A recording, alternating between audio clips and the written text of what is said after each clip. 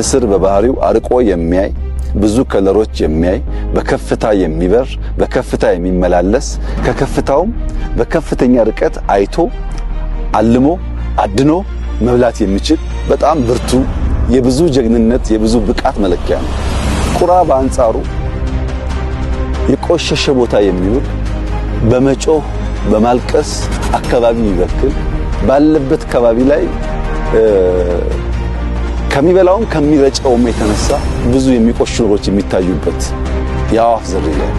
ይሄ የአዋፍ ዝርያ ከሌሎች በተለየ መንገድ ንስርን ሊፋለመው ይሞክራል። መቼ ንስር መጥቶ መሬት በሚያርፍበት ሰዓት ቁራ ከላይ ያርፍበትና ንስሩን አንገቱ ላይ የመደብደብ ለመናከስ የመሞከር የመተናኮል ስራ ይሰራል።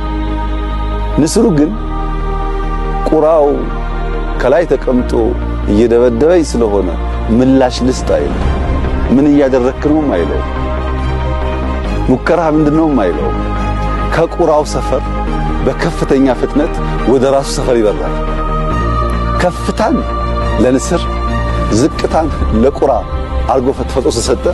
ወደ ላይ የወጡ በሄዱ ቁጥር ቁራው እንኳን ከላይ ሆኖ መደብደብ እንኳን ከላይ መቀመጥ ከፍታውን መቋቋም ስለማይችል መፈጥፈጥ ይጀምራል።